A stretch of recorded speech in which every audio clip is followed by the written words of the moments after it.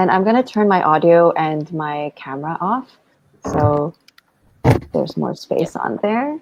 And then I think Ria will cue you guys in when we're ready, Kathy and Angela. Yep. So if you ladies want to do the same as Carmen there, I'm going to bring up the presentation slides. Lovely.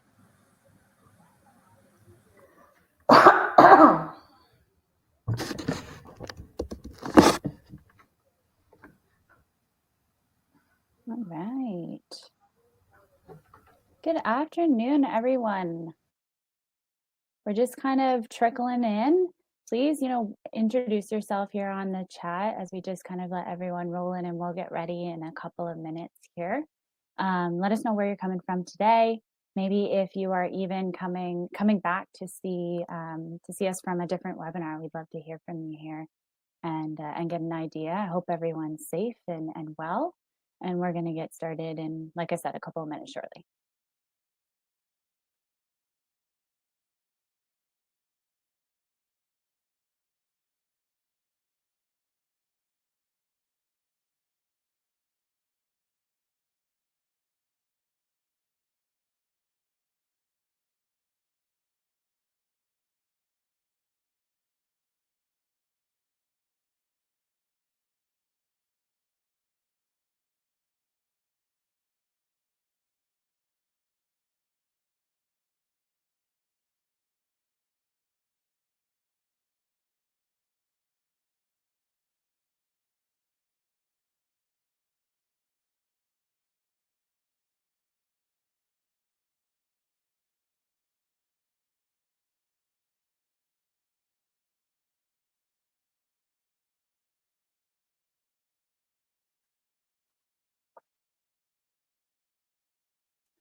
Awesome, guys. Welcome back once again here. Like I said, a few minutes until we get everything rolling. I'm super excited to take everyone through our content today about crisis management. If you're just joining us, please say hello. Let us know where you're coming from as well. Let us know if you're coming back from a different webinar. We'd love to hear from you.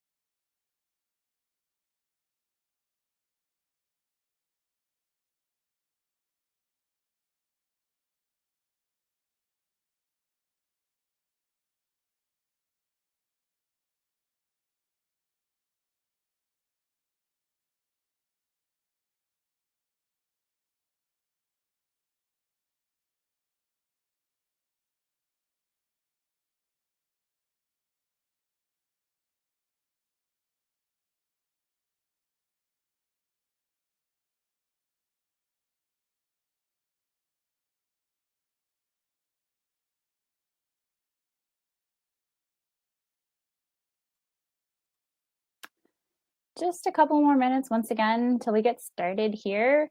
Welcome for all those who are just kind of coming in. Once again, please welcome yourself here, introduce yourself, and let us know where you're coming from. We've had lots of people from all over the States and Canada here. It's super exciting to watch the chat box just roll in with introductions of yourselves. So fantastic. We're going to be talking a little bit more about crisis management here shortly. We have some great guest speakers for you guys as well today. Super excited to get this rolling. Once again, just give everyone a little bit more time to settle on and prepare your questions. We're also going to have a small poll happening here in just a couple of minutes, really easy checkbox, and we'll be diving into some more detail. So hang tight, everyone, while we just kind of settle in and get ready for this afternoon's webinar.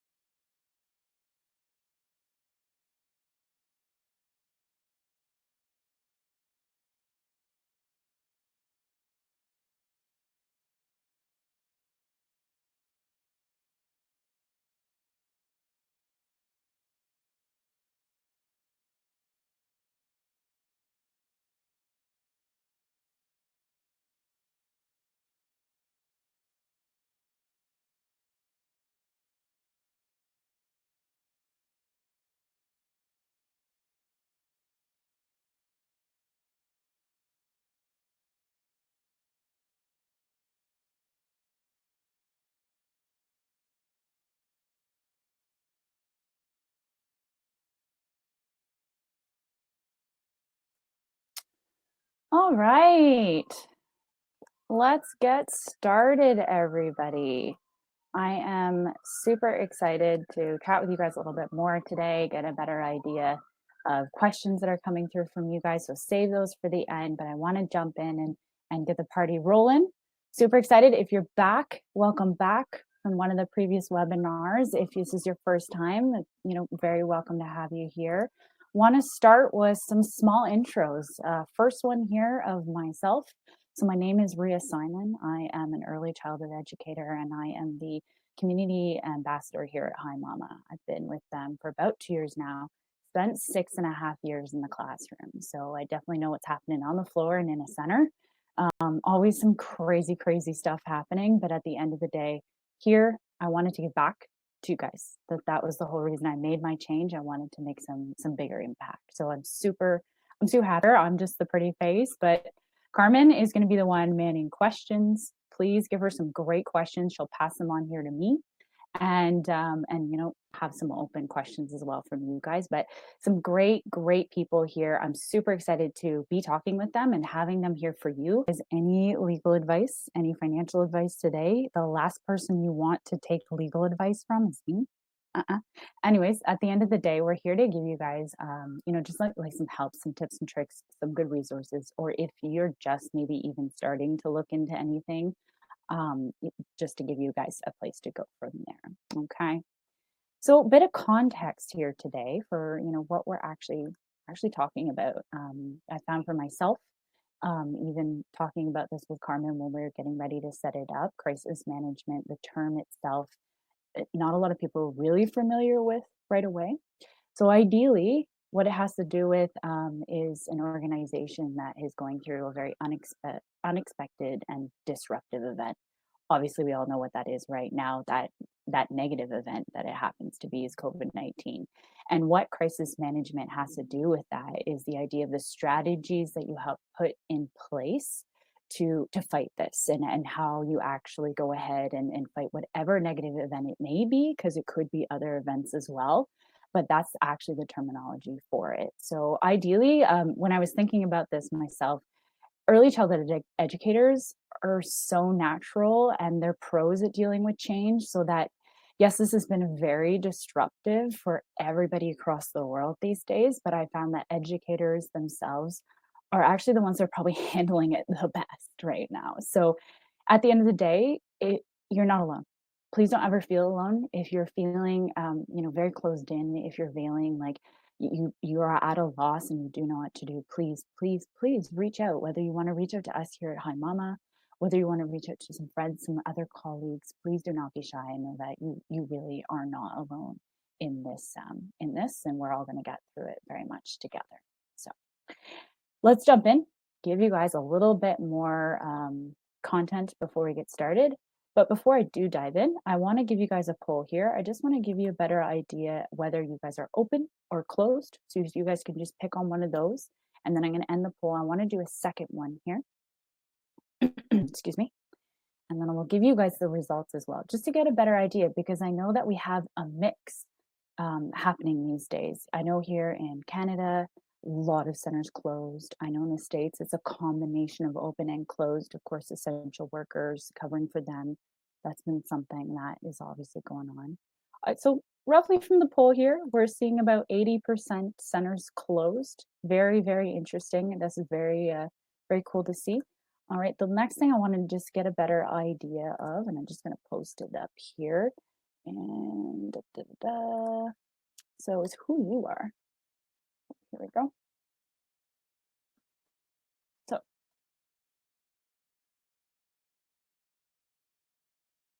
So get a better idea if you are an owner or a director, if you're a teacher.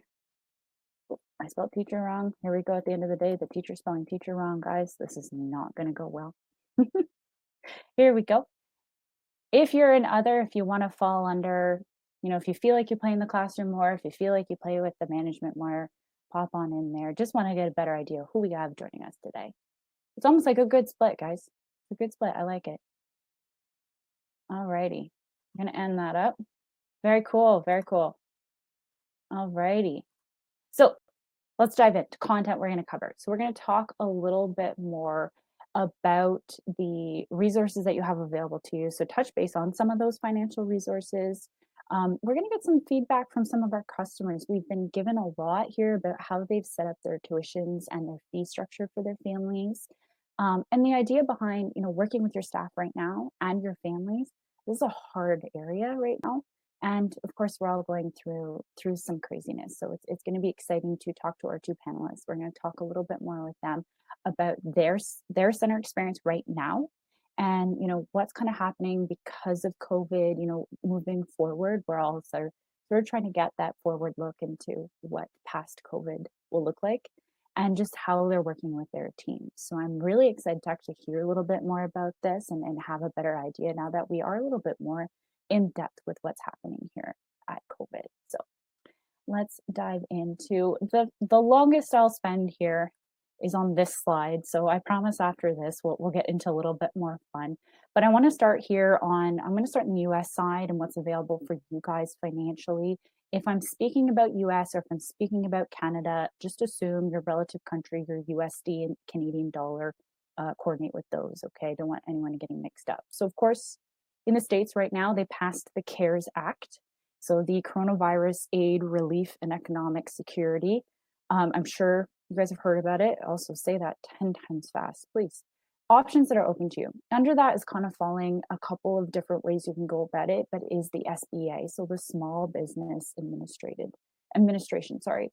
And through that, you guys can find some debt relief, some financial reprieve for small businesses. So kind of obviously aim right now at those director owners. Through those guys, you can find, help with like principles on paying interest, fees, things like that. Obviously, do your homework, see what, where it lies for you. For those staff members, okay, you can dive in a little bit further. There's the PPP. And so it's the Paycheck Protection Program, and it has to do with obviously like paying, but provincial loans, forgivenesses for your employees, and expanding on what was the traditional SBA. And with that also ties in the EIDL. So it has to do with the Economic Injury Disaster Loan. It's for small businesses specifically. And you can apply through the SBA, and at the end of the day, it will also tie back into the SBA. So it, I believe, up to about 10,000 USD, I'm sure, give or take. Ideally as well, if you are already dealing with the SBA, they have like an expense bridge loan that has to do with existing business, I believe, when I was really reading a little more about it, and debt relief. So ideally, state, and then they also have your federal level, which is where we just were, but your state level. Some states, I've been reading a little bit more about it, have specific funding set up already. So like myself, I'm sure many of you think similarly as well. There is your state level funding, your federal level funding. I'd start at your state level because I think kind of in a ladder. And then if they are not providing anything, or if they're already directing you to your federal level, then just go right there, but see what applies to you, what you qualify for, do your homework. And of course, talk to a financial advisor. If you have a team, if you have, whether you're your own person, see what you can do to get some funding for yourself. It's crucial right now in that factor. On the Canadian side, this is changing every day. So, it's something that I've been reading about on a day-to-day basis, as sure many of you in the United States have well. So we have our ERP, our Economic Response Plan, and we also have our CERB, with CERB's many changes right now, ongoing changes. So we're going to just kind of keep that guy on hold. With the ERP, a couple different ways you can actually get funding from the government right now. So we have the work sharing program. Part of that, what it does is your employees have to willingly take a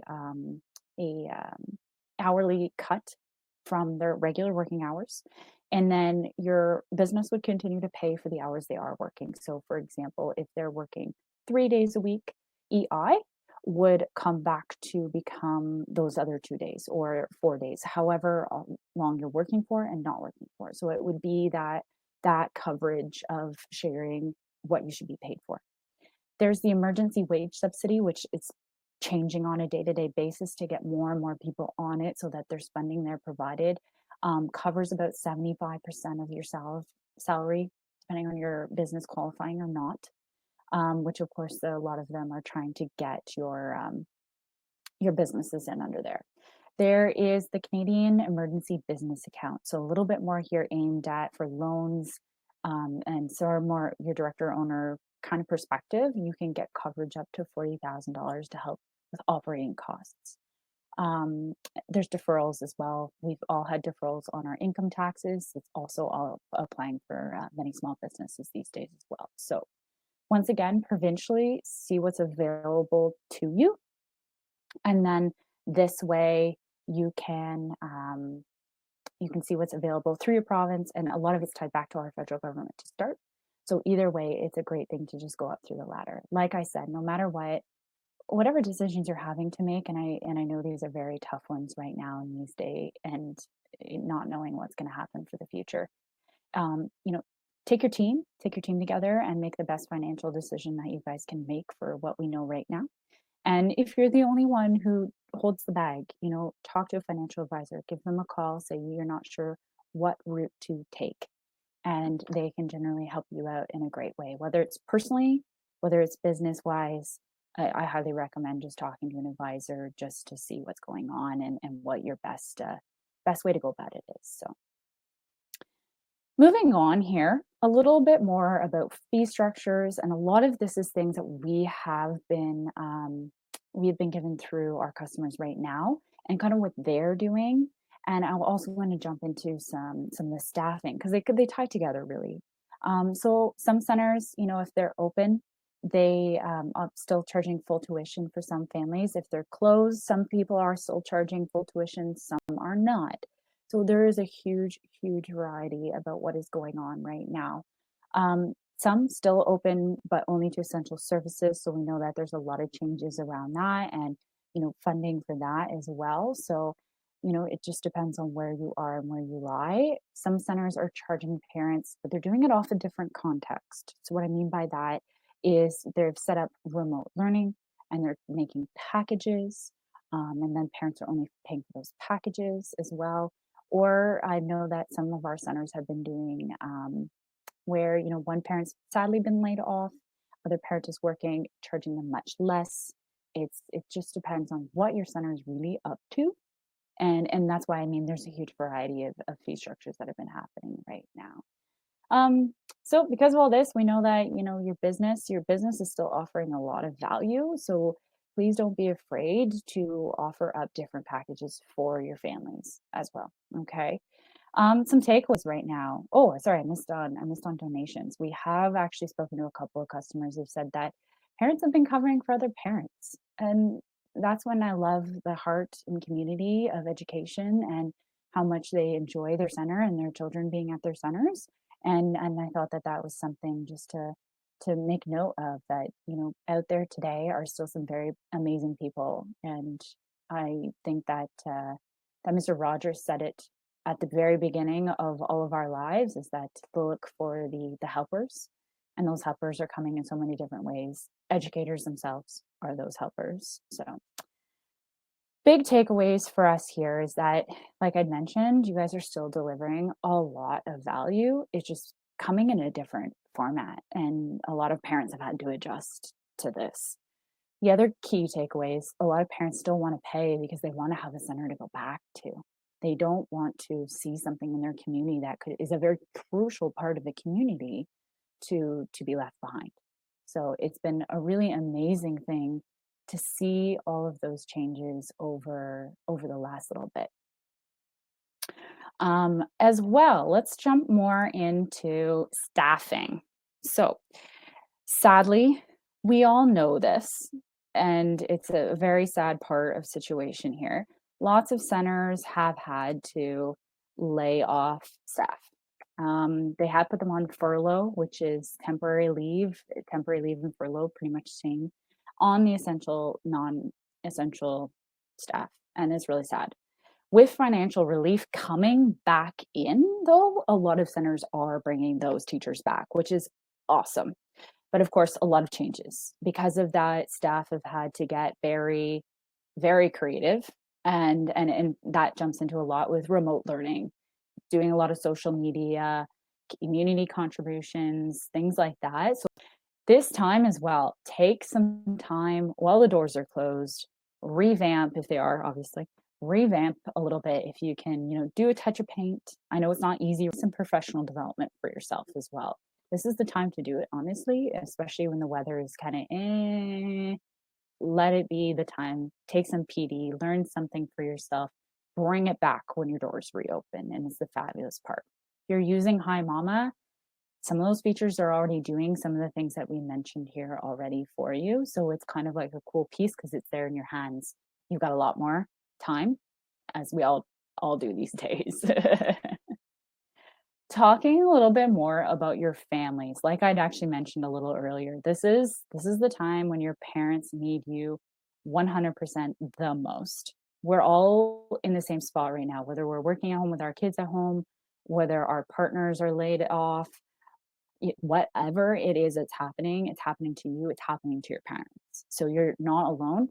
They're just as overwhelmed, and ideally they're not used to having their 2, their 3, their 9-month-old at home with them while they're working. So ideally, you've created a safe place at your center. You want to take that safe place and create it with them and just make it's an integral part of your business, make it even more. Okay. So you want to have your teachers take those awesome connections they have with the kids right now, some with their families already, some, you're going to have to really work on. But at the end of the day, continue to share. There is no oversharing with your families right now. And at the other heart of this, provide them with something a little tangible that you can give to your families. They are so lost. Lesson plans, do some phone check-ins. We've had a lot of teachers tell us that they're doing a Zoom party. They're doing, 30-minute sessions where they post live on Facebook, things like that. There's so many different options out there for you. And like I'd mentioned before, if you're using Hi Mama to communicate with your families right now, you can still use it for your documentation. So jump on in to Miss Angela. I'm super excited. Angela, you want to come on in here with us? So Angela is from Roberta Webb Child Care Center in Harrisburg, Virginia. Hello, welcome, Angela. I'm super excited. I have to tell you, when I was reading like your little bio that you sent with us about your goals, your goal it spoke to me in so many ways about bridging the gap for children, especially when they're getting ready to go to school. Like that number one was for me because that was the age group that I really worked with. Yeah. And it was so exciting to hear. I could hear your passion when you were writing this. So it was super amazing. All right, let's dive in though. Give us a bit of background about your role at Roberta Webb and what's happening at your center right now. Okay, well, little background. I came on board November of this year to Roberta Webb. This is the third center that I've been a director within this community. And so I did some state level work with some family day homes in Richmond through a grant at JMU. And then I had been doing some trainings at this center and knew that the director was moving on, and I thought, oh, this is my passion, I'm going back home. So when I saw that they were looking, I applied, and so it all worked out. So that's where I'm at, and this is a different place for me because it is a licensed center, and previously it's always been religious exempt, and so that's been new. And again, these are women that I have always trained, and now I am their overseer. So they saw me as, this wonderful woman who was a trainer who came in and sort of got everybody excited, but then I would leave, and now I'm there. So in the beginning, I told them, you're probably happy I'm here, but after a week or so, maybe not. And but leave. So we're creating a nice foundation. That's awesome. Well, I'm glad that like you probably came into their lives at a really good time, especially with what's happening right now. So I know when we had talked earlier, you were saying you guys had just closed up, but you were running open before that. Yes. Okay. Now, were you doing essential service open or were you full open? Well, no, we were essential workers only, Yep. which is the majority of our clientele. Oh, wow. Most of our parents are social service parents and needing care. They're the ones who are keeping our grocery stores open and our factory workers, our poultry workers. And so we had to actually pick and choose. And so we went through our list, and I was, doing phone conversations and just really trying to figure out who needed us the most. So when we were open as of yesterday,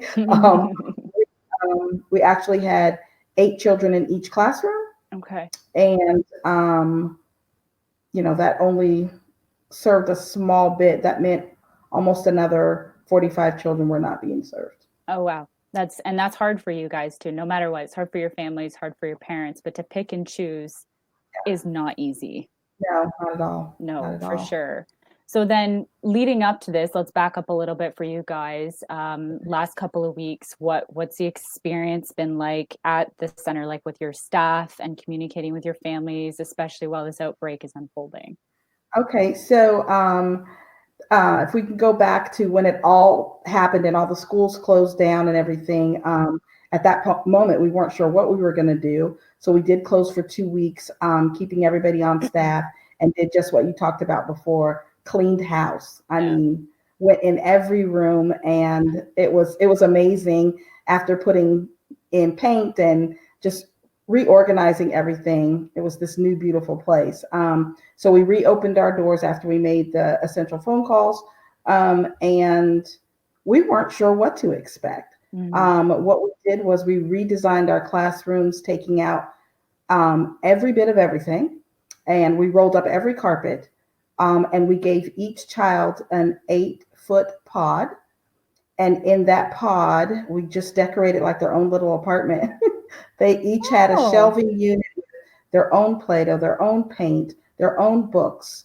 Everybody had a doll. I mean, it was every bit of a Echoes Rich environment in this 8-foot, little square. Anyway, so each square was then joined by a 4-foot table, and that way they could use the tabletop, but then that's also where they were served lunch. Okay. So that's where they kind of communicated with their friends. They had one small carpet square inside the square, and when it was time for a story or music, they could then sit on that particular square, so that they were a bit closer, but not yet out of their little section. And so that was really interesting. So we did open our 2-year-old classroom, and that's where our hearts were beating really fast. Like, we do not want to take away from loving on children, and our narrative changed from let's be close and make connection to whatever you do, don't come out of your square. So we changed our narrative to just say, this is your safe place. If you need us, come to us. And basically, I feel like 2-year-olds were so excited to say, this is mine and I don't have to share. They stayed in their square. It was amazing. Amazing. On the opposite side of their square, we had their cots for when it was nap time. And every time a child went home, of course, then we would sanitize those particular toys, take the sheets off, wash everything that was theirs. And then at the end of the day, when everyone was gone, just re-clean each classroom all over again. Wow. So it was interesting, but it was really nice. I'm going to tell you that behaviors were totally under control. We learned so much more about children that we thought we knew, but now without, that massive classroom where we can get them all in here, it was beautiful to learn so much more about children's personalities and who they are. So it was a great experience. I love the way you guys did that with the whole pod idea. Like I've been thinking about centers reopening and coming back, and I'm like, how are they going to do this? Like, how? And I love the pod, like its own little home in there, and that they can still communicate with you guys. And like you, I'd be like that 2-year-old teacher, my heart pounding because I can't hug and love. But on the same side, like you said, the open idea for learning just a little bit more personality about each and every one of them Yeah. is like huge. Yeah, It's it's really huge. nice. So how did Yes. your parents react to like the whole pod setup and bringing them in, and were they anxious? How did they feel about all of Well, this? interesting enough, our parents never really had an opportunity to see it other than Yeah. through pictures because they stayed outside. We changed our format as far as them dropping off. They actually had to ring the doorbell and Yeah. we greeted them. We took the child's temperature while the parent waited on a mat outside the door. And if the child's temperature was good, then we told them that they could leave. Documented that. Then one of our floaters would take the child to wash their hands, and then they'd go into the class. And so then we did the reverse at pickup. So they could see it in the pictures that we sent through our Hi Mama app, but they never got a chance to physically see it. Yeah. Well, I'm sure one day, and I hope that everyone will be back in the centers and everybody, not just the tiny groups. But one of the questions has actually come up because we were talking about the behavioral children, and we know that that's more and more each day. But how did the pod work a little bit with those children who do already have like presented behavioral challenges? Rachel was asking a little bit more about this here on the chat. Well, out of the children that we had, there were 2 that came that normally were, I would consider now, very overly stimulated. And it was like magic. And you know how every time you do a training, it's like, I don't have a magic wand. I'm only giving you suggestions. I felt like we were all given a magic wand. I felt like those children could breathe deeper. They didn't feel like there was so much going on and they had to make these decisions. And one of the things that we continue to say is, we are so happy that you came to class today and you feel safe. Because I felt like suddenly they felt safe. Whereas before they weren't sure how to get their footing with so much happening around them. So it worked out well. It worked out well. Exciting. So then to swap sides, because of course you guys were open for the essential services. Parents were tell us a little bit more about like tuition for you guys and how it was working and reaction from parents.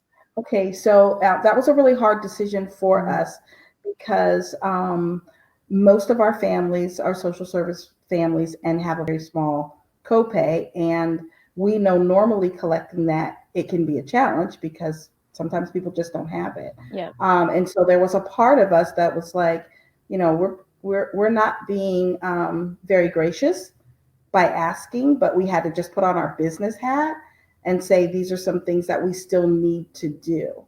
But while that was happening, and people were paying, and we only charged 50%. We didn't charge the whole thing. So if they only had $100 copay, they only had to pay $50. Okay. And so that money started coming in, and on the back end, we were applying for the PPP, and we did get it. So yeah, that was so nice. So then we were able to just sort of back off and be able to be very gracious to our families in that way. Awesome. I'm so glad that you guys were able to do that. And I know it's definitely not easy being the business person and having to put those hats on, but you want to keep your center going for your family. So it's a hard decision no matter what. So you were telling us, and I know we actually got this little bit from Chris here on our end, but he was telling us you guys are doing a busy bag, and I want to know more about this busy bag. What is this? Well, I don't think that was us. Oh. Yeah, maybe that was the other speaker. I might have mixed that up with Kathy. Might be doing the one with the busy bag. So then we'll pause. We'll go back to that. But hey, idea for you. I'm interested too. Idea for you. No worries. Well, then moving forward, I actually wanted to ask you a little bit because you guys have already put some things in place about with the pods policies. Have you guys been looking at anything for moving forward for reopening and getting everybody back in your center?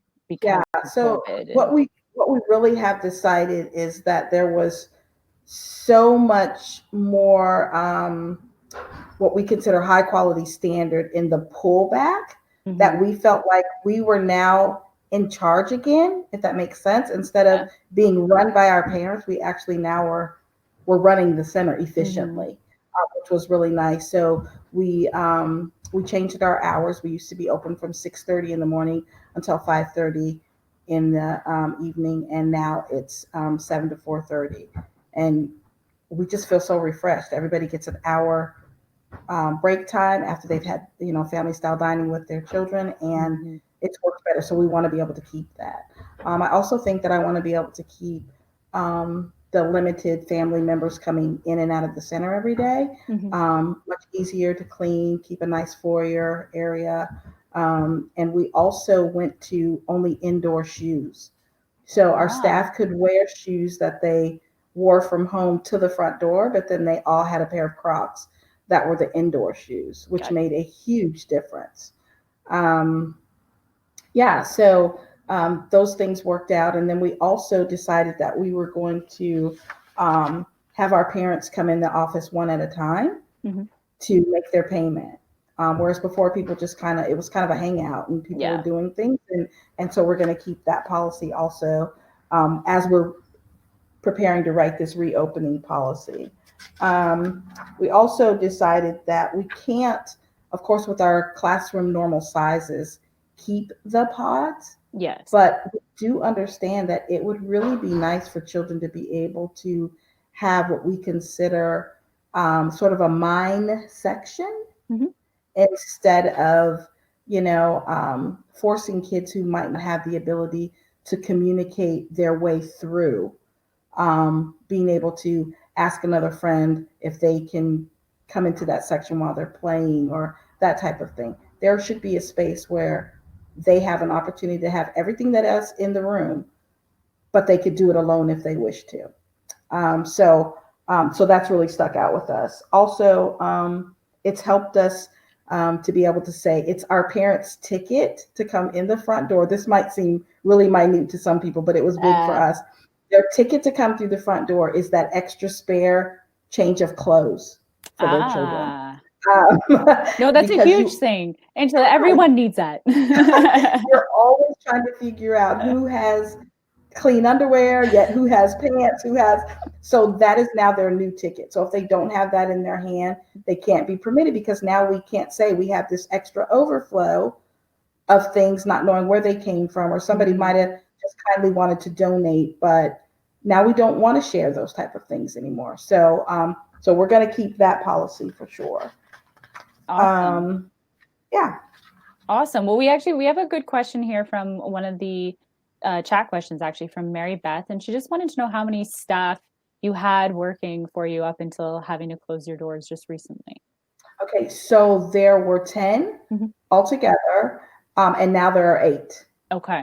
And one of our staff members who chose to do the unemployment option, husband had been ill, and so she did not want to take the risk at all. And then another one of our moms, she actually has 2 children who are at the center, and at this time we couldn't give her the 50% break that we normally would. Yeah. And so she could not afford to have both of her kids, so she also chose unemployment. Got you.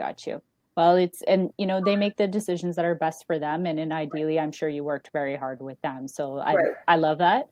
One last thing before we switch over here to Kathy is how are you keeping, spirits up at this time, and any words of encouragement for the audience? Well, we're doing a check-in. We used to do a check-in in the morning as every staff came in, and I would be taking their temperature. We just kind of waited until everybody came in. And it was sort of just a small, like when you go into Lowe's or Walmart and everybody has that little staff meeting. And it was just a check-in to see how they're feeling. Yeah. And I think that we have really grown emotionally together, because people have really been able to say how real this has touched them. And it's touched everybody in a different way. And, the way that I have just been encouraging my staff is feel every emotion that you have. This is not a time to feel like I can't open up, or everyone else seems to be really brave, so I need to put on this brave face. If today you are sad, then you need to just be in that and find some words for those emotions so that we can then talk about it. And we use the Hi Mama app. This is not a commercial, but we have that opportunity to just email each other quickly, to be able to send each other private messages, and it really helps. So yeah, that's what we've been doing. I love it. Angela, you almost made me cry there. I was like, okay, you got to hold it together here.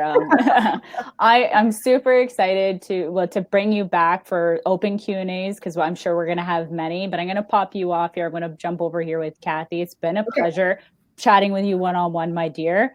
Let's bring Kathy on in. Kathy, excited to have you. I also was reading when I was reading your bio, your goal for your center, it like just jumped out immensely for me about each child being the champion they can be. I totally connected with that piece, and I loved it. But dive in, tell us a little bit more about your role over there at Upbring School of Discovery. Well, good afternoon. Yeah, so Upbring School of Discovery and Leadership is in Houston, Texas, and we are in our third year of being open.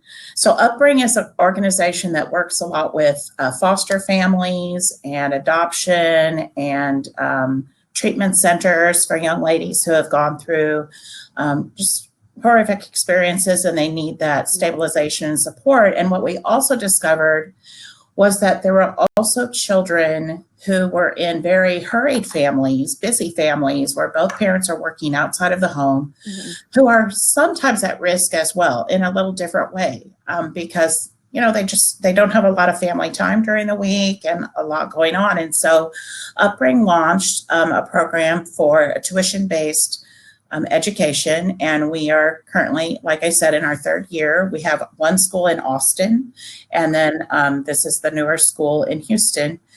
And so we're just growing. We'd like to grow up to fifth grade, but currently we are in the early childhood phases. So we have children up through 5 years old here. That's very exciting. Well, I hope that you guys can get that growth, and maybe, it might not be in the timeline maybe you were expecting if it was this year, but I hope you guys do get there. That's amazing. And I love you guys are feeding an area that it's highly needed. No matter what, you guys are feeding a very sad but open area that needs a lot of support, especially with young moms or families that are just in so much distress. So the center I worked at was very similar, a low income housing area for those families. So I can definitely preach to that. I love it. Tell us a little bit more. Are you guys open? Are you closed? And what your experience has been over the last couple of weeks with this all unfolding? We are open. We actually didn't even have a break where we closed down temporarily. We just kind of continued to power through and immediately took on some strategic sanitizing plans and policies, and trying to protect our children and our staff and families the very best that we could. And then, like everybody, we're kind of developing a plan on the fly. So we are open. We are running about 25% of our students each week from essential families. And I would echo what Angela had to say. It's really been a blessing to be able to kind of dig in and spend some extra time with one another as a staff and with the students. And our families have been extremely supportive, those that are currently with us and those who are, really educating their children at home, working with their children at home. They've continued to be supportive as well. Awesome. Well, I know I jumped the gun here with Angela. I was so excited about these busy bags. You got to tell me. I can't wait anymore. Tell me about the busy bags. So, we are running. We have about 90% of our students still enrolled and 25% of the students attending, and so there's a gap there, right? And we really want to keep those students that are not currently attending from falling off of our radar and from. We depend on that tuition to help pay our staff. And so we've kind of sent out this commitment letter, like we want to be committed to you and your family, and we'd like you to continue to be committed to our school. And so, there are very levels that they can do that right now, but we're just working with those, and that's kind of where the support comes in. But one of the things that we're doing, along with weekly phone calls to families and Zoom meetings and story times that we've uploaded to YouTube so families can participate in those, is that touch point where every other week families drive through, pop their trunk, and pick up a busy bag. And the busy bag has all sorts of, various learning materials, a lot of things that we would craft ourselves. Last time we did have some bubbles and some little Play-Doh and, things like that maybe they don't necessarily think of. Again, these are busy families. They come home, the kids basically have dinner, bath, and go to bed. And so they may not have some of those materials. We put some sidewalk chalk in there, and we've seen some really cool pictures of kids who are constructing cities on their driveways with the sidewalk chalk, or dads who are doing it while the babies are in their bouncers kind of watching along. And so that's all kind of fun. But so the busy bag has all sorts of things depending on the level of the child, right? So there are sensory bags. Last time we sent home a bunch of Easter eggs, and those eggs were used for sorting. They were used for hiding. They were used for matching. They were used for whatever, fine motor, gross motor, whatever. We listed, a couple of pages of activities that you could do with those. This time we have little bags with soil and seeds going home so that, they can plant things at home and do all those, experience all those things that we would be experiencing in the classroom. And just helping to keep the kiddos busy. Plus, when they drive through and pick them up, they have, we get to, wave to everybody and see them in the car and keep that familiar contact going, which is really what we're missing right now, is being able to connect with our families. And so it's been a lot of fun, and the kids have loved it. The parents have loved it. Gives them a few supplies that they don't necessarily have at home. Many of our families, they both work outside of the home because kids aren't necessarily, teaching comes natural to us, right? Because that's kind of how we're wired, not necessarily for families. And so giving them those tools has just, the grocery store has donated the bags, and we just label them. This time we have our pickup tomorrow and Saturday, but this time we have a little encouragement packet in for parents, and it has different kinds of mints. But it just says, we appreciate the encouragement you've given to us, and we would like to return that favor. So, just kinds of loving things to help kids stay engaged and families stay connected, and not just build a relationship and let them know what they're missing when their children are here, because we want them all to come back, right? But building those familial relationships, which, I think we're going to see as a great product from all of this pandemic stuff going on. I agree 100%. I think that it's going to bring everybody so much closer. And I love that you guys even took the step to think about your family, like your parents as well, in those little bags. Like those things will mean just that much more for your parents. Like, it's beautiful, and I love it. One quick question before moving on from the audience here, and I pardon me if I say your name wrong. That's probably not my strong suit either. Isaro from us here has asked, how are you guys actually doing the social distancing thing while being open? Well, because we're running at that 25%, our classes are really small. And so we are definitely staying within a healthy range. The kids are, we kind of pay attention to how they're walking in line, how they are sitting at the tables when they eat. We aren't using the pod, although I love that idea. That's really clever. We just have kind of just created, and of course, because there aren't so many children all in one room, they're naturally spreading out a little bit. So we're just trying to be, as educators, really cognizant of that.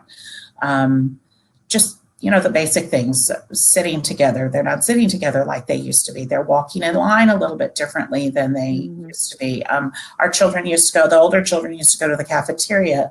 They're not doing that. We're not mixing any classes, so that if we do have a case, we can isolate where it's coming from quickly. So the classes are pretty much staying in their room. They have a pathway to go to the playground. We're sanitizing the playground. They go back to their room. I mean, it sounds kind of cold, but the kids are really adapting well. And it's just being cognizant of, that they're a little too close. We're not putting 2 people in the housekeeping center right now, just one at a time, but you can do that because, you have 6 children in the classroom. Gotcha. I was actually going to ask if you have, do you have like one staff and like around that 6 kiddos per class going for you guys? No, actually, here's another interesting thing is that since we started this whole adventure back, mid-March or sometime then, I have not had one teacher call in. And so the same I have 100% of my staff here. And so they have, that gives us the 2 teachers in every classroom. And so one of the teachers is kind of, it makes managing the class obviously very easy. But then another teacher is trying to make sure they're making phone calls to the families who aren't here and doing the video stories and all of those things.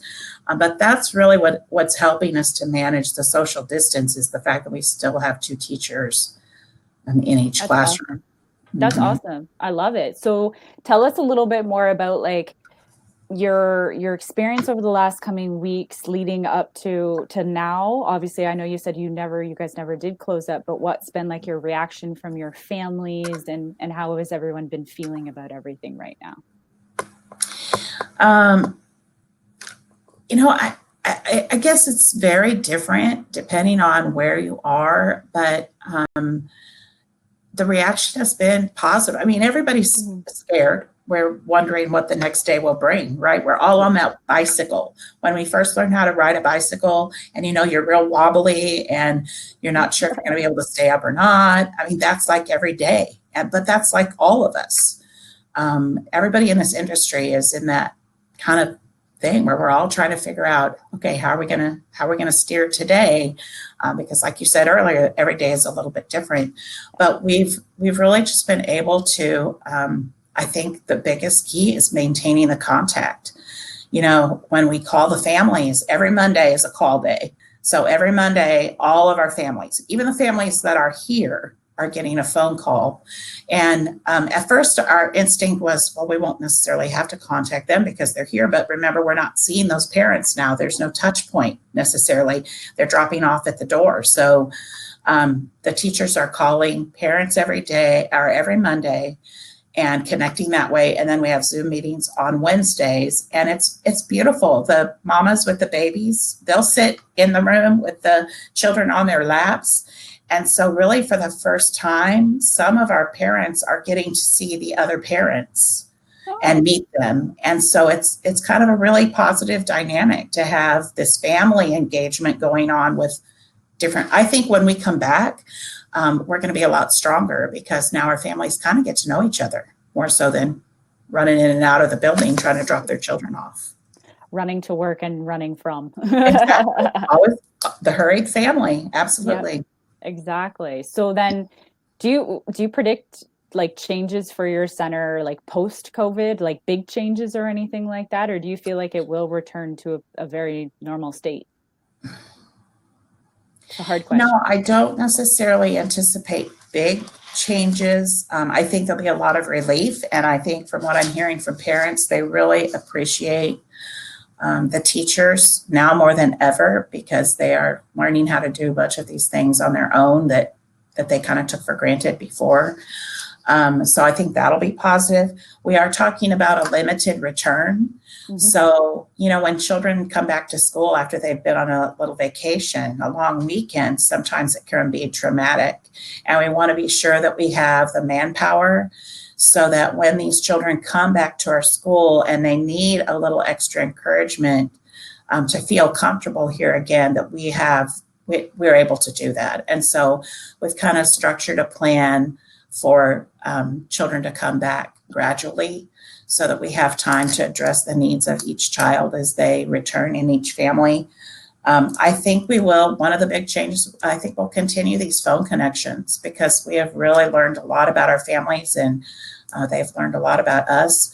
I've had staff connections every week. The staff come in one at a time. How are you doing? And, we've kind of we don't do that regularly. So I think we're going to continue those types of things. And then transitions, that may be another thing where, you know, when a child transition from one class to the next, we're looking at a little more looping at the onset, because I don't want children to come back to a whole new classroom and feel like they're starting at a new school. I want them to come back to the classroom where they left, even if they've kind of aged out of that class now, and be able to be with the teacher for a few days, and then perhaps the teacher moves along with those students, so that that attachment is so important. And so this transition, you know, and I think there will be a lot of good things that come from this, like Angela mentioned, just that opportunity to scale back a little bit and evaluate. Yeah. I completely agree with you, Kathy. I think it's going to open our eyes a lot more to potentially things we were just kind of looking past in the very beginning. Yeah. So how about this? I know you kind of mentioned spirits. You'd been doing one-on-ones with your teachers, but how are you guys keeping spirits up? Anything else to add to that, Guy? And did you have any words of encouragement for the audience? As far as spirits go, everybody's just so grateful to have a job that, you know, sometimes you come to work and you're like, oh, here we are at work, but not now. Everyone is really grateful to have a job, and it's because it's a little more relaxed. That's been great every week. So we kind of designated this time as a Celebrate You Day experience. And so each teacher is getting a little bit of extra pampering, whether it's one day they don't have to have as many responsibilities as they typically do, or they can work a half day, or they can work from home. I mean, as early childhood educators, we don't ever work from home. That's not part of our dynamic. So for them to have a work from home day, where with the staffing as it is, we're able to do that.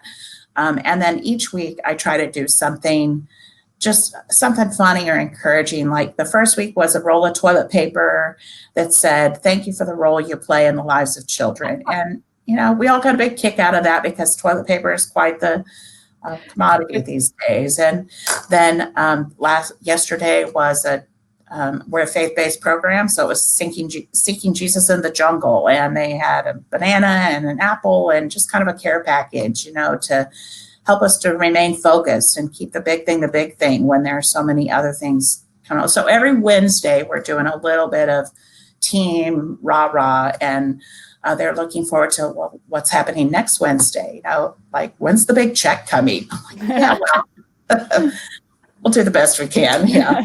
We all want to know when the big check is coming. Yeah. And then my encouragement to everybody else would really just be about the wobbly bicycle. You know, we're all learning, and we're trying to be. I mean, we have something called screen grace for the screen right now, because some of our parents are using screen time more than they should be with young children, but it's okay. It's screen time grace. You know, we're going to work through this together. We're going to make some mistakes, but let's all be gracious to one another and give each other some second chances, and, you know, learn some patience along the way. We're going to make mistakes, but that wobbly bicycle, one day we're going to be riding a full steam ahead, and maybe even without hands on the handlebars.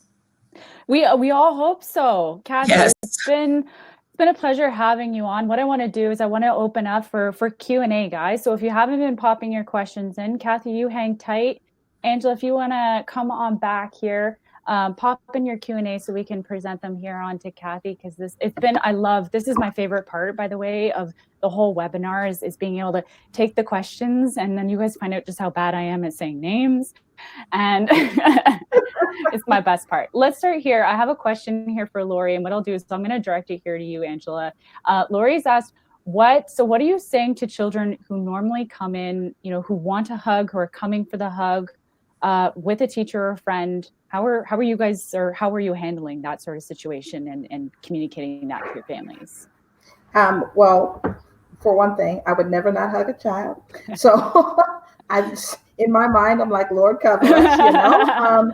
And if they need a hug when they come in the door, I'm hugging that child when they come in the door. And I'm going to tell you, some children who need to put on, and maybe not put on, but have this performance for mom and dad of how hard it's going to be. Mhm. Suddenly these kids are walking through the door as if they're, president, and they're just walking in and standing on the square and taking their temperature, and they caught on to the routine really early. Moms have been happy that they didn't have to, sort of stress when they got back in the car that their child was able to do that. And that's just because our expectations on our side are so different from children than some parents' expectations. So drop-offs have been really good. That's good. I love, my favorite has always been the children who do put that show on for mom and dad. And then at the end of the day, they turn around and it's like, yeah, you didn't have to, but they did. Yeah. Kathy, a question for you. So this is from Nicole. She says, are your busy bags the same across the board, or do you do like alternate bags for children's ages and development? Yes, they're alternated. So the team that works with infants, the staff team, they develop what goes in the busy bag for infants 0 to 18, about 18 months. And then the twos, they are 18 months to, they work together. That team develops what goes in the busy bags. And then our 3s and 4s, preschool, pre-kinder, they do the other. So yes, they are varied, and we try to keep in mind choking hazards and all of those sorts of things. It's sometimes parents don't always think about that. They assume that everything in that bag is going to be safe. So we want to be sure that it is. No, it's true. It's like the whole grape situation. Yeah. I love explaining that one to parents. Yeah, exactly. I'm going to give this one here to Kathy. Tammy has asked, do you have any children in your care that have like special needs, so like physical or medical needs? And if you do, or Angela, if you do and want to jump in after, how are you guys addressing that right now? We do have 2 children who are autistic, and like Angela was mentioning about the sensory, being overstimulated. This has really been a very pleasant time for them, and it's been really important to keep their routine and manage the routine for them coming here. We have one who's at home, and so it's just some support for that mom trying to work with the child being at home, because now the routine is kind of disrupted. And so we've sent her the schedule and the activities that are going on in the classroom, kind of gave her some guidance about setting up a similar like classroom in her home so that he would feel comfortable there. We have another child who's on a feeding tube, and, we just continue. Both parents are in the medical field, and so they are both working, and we continue to work with that as well. And of course, we're benefited by having the extra staff right now to help. For sure. Angela, do you want to like add to any of that? Do you guys have any kiddos with like special or physical or medical needs? Yeah, we do. We are in partnership with the Harrisonburg City Schools. And so those children are usually with us half day. And so actually the school has stepped in to service those children because they're usually with us just in the morning and in the afternoon. So it's been really nice because the teachers that they have in the school have set up outside programs with the families. So yeah, that's how we've handled it. Awesome. Angela, I'm going to keep you because Casey has asked specifically you. Angela, do you have any suggestions as to how to open back up to comply with social distancing? So do you guys think the pods will be a solution? The one thing that I was thinking is that I was going to get our Virginia quality person in to do another rating on our classroom set up this way and to go through our equipment and see the total square footage and how many kids we actually could do this with, and just do a real soft opening of centers the way they used to be to see what the reaction is. I really, it's hard sometimes to ask children what they think and what they like, but I think we have gotten a huge new view on how this is stimulating when we really thought at the beginning it was going to be so isolating.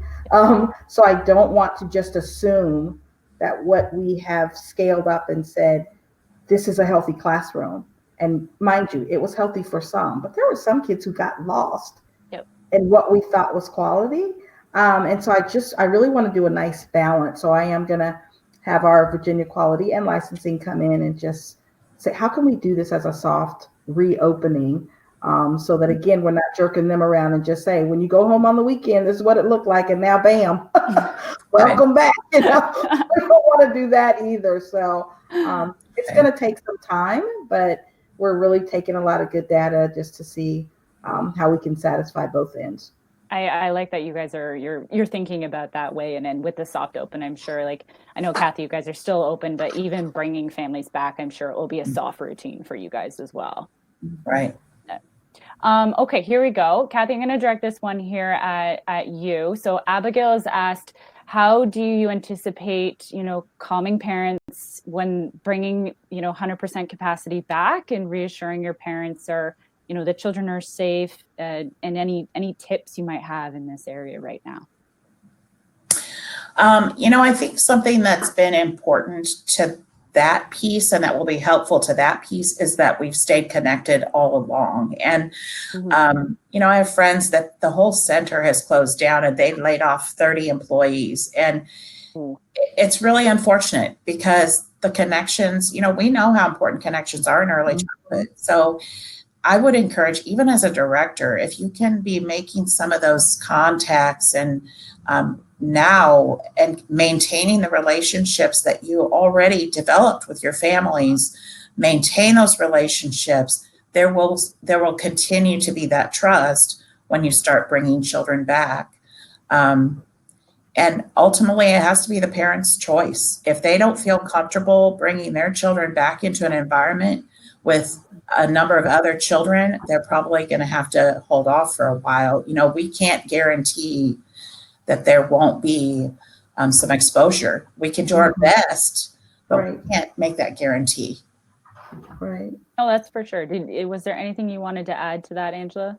I was going to say, the fact that I felt like I'm one of those people who goes way overboard. And so in my thinking, of course, to create these private pods, and we were doing all of this. And then, last night we got the call that one of our parents tested positive. And so now we're closed again. And so it's this open, close, how to be safe. And when I had to reach out to parents at 9:30 at night, there was a part of my heart that was like, oh gosh, I'm delivering this news. But again, just like Kathy, is that right? Kathy said, it was important because we already have been in such good relationship that everyone was, we're going to pray for this family. We know you're doing your best. Just keep us, informed. It didn't feel scary and hard. So that continuation is the most important. Awesome. Ladies, I feel like you guys you're making, both sets of you are making amazing connections with your teachers, with your parents, and both your teachers to your parents as well. So I think it's really awesome that you guys have all of that going for you.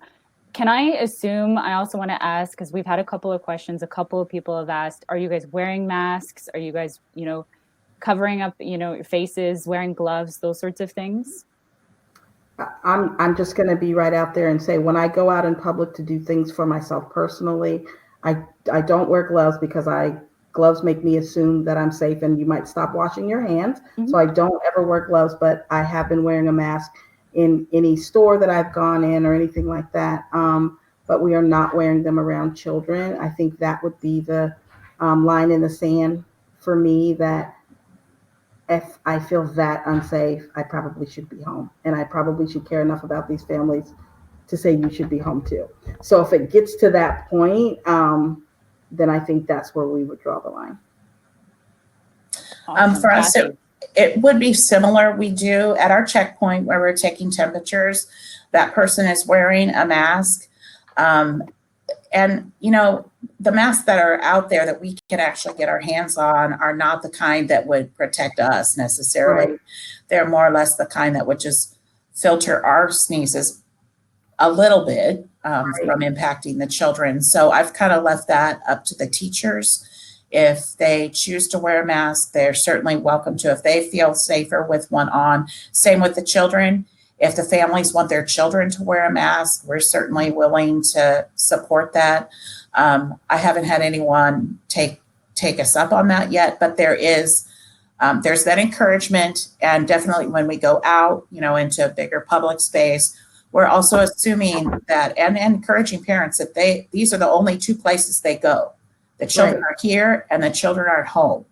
Mm-hmm. And that's how we're going to keep everybody the safest, is that we limit that exposure. So, but that person who takes the step that first, as they come in, come to the front door, that person who has that immediate contact, they are wearing a mask and gloves. Awesome. All right, ladies, we're going to time for one more question here. We have gone over a little bit, but I love being able to carry on conversation like this and have it, and especially from you two phenomenal ladies and your experiences. So before we do with last question, we have a small shout out to, and I'm going to say this so wrong, and I apologize. It's Piryanka before closing up here. And she was saying here that they had a virtual crazy hair day last week. I think that's absolutely awesome. That was probably one of my favorites. I love it. Last question here, and then we're going to jump into our closing up here. But how have you guys been handling washroom routines? Or have you just been doing more sanitizing measures? Maybe Kathy, if you want to start there. Yes, definitely more sanitizing. And, with the older kids, they're allowed to kind of wash their own hands. Every child is supervised. Every time they wash their hands, they are supervised. And they're washing them a lot. They, as soon as they get to the classroom, as soon as they touch toys, they wash their hands. So the kids are really developing a routine, but it's all supervised. So we know that they're doing it well. We are also doing a little seminar with parents this evening as part of that connectedness, the Zoom meeting on potty training. And oddly, we added the hand washing piece in a real heightened format because we want the kids to know how important that is. And that's really a great defense. So, yeah. Awesome. Angela, what about you guys? Were you extra measures on your end as well? Yes, extra measures. And, it's really funny because once you get a routine in place, you have those children that we call now hand washing police, and they are really quick to say, "Oh no, you gotta go wash your hands now." Yes. So it's really nice because that helps us know we're doing it right, because you get those little ones who are like, "Nope, not gonna let you get away with it." So yeah. My niece is one of those. I won't lie, guys. And Kathy, an absolute pleasure having you on. It has been phenomenal. Thank you so much for joining us here today. Thank you for having us. Thank you. Stay safe, you two, and thank you once again. I'm going to pop on here and bring my colleague Carmen on over for her to wrap up what's coming next for us. Carmen, is she in? She's supposed to be. If not, I'm sure she's working on it, but I did want to say thank you to the Hi Mama folks who are, those daily notices, encouragements for families. That's really great. So we appreciate the support that Hi Mama is giving us during this adventure for sure. Yes, ditto. And a shout out to Chris wherever he is. Yes, hey Chris. Thank you. I think Carmen, I know we've had, I was saying to the ladies, everybody earlier, we've had some minor ups and downs with tech, but that's what happens. You learn things. I'm going to jump into what's next. So for everyone here, you can expect notes in the recording. You're going to get everything tomorrow. So ladies, if you want to watch back, you can see yourself. And I know, right? It's my favorite part. I watch it. No, I'm joking.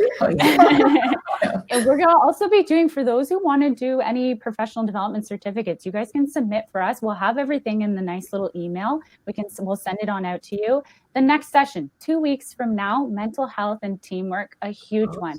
Huge topic coming up right now. And the other thing we want to do is we want to bump in and let you guys know about our ECE Slack community. So what it is we've set up for anybody and everybody, anywhere, wherever you are right now, you can join it, whether you're a teacher, whether you are a director, an owner, if you're somebody who works doing yoga, like whatever it is you're doing, and you want to join our group and you want to be able to submit, videos, or if you want to just have a place where you can, as a director, find some perspective, or if you have questions and you want to see what other centers are doing, this is what it is. She made it. I'm sorry. Hi, everyone.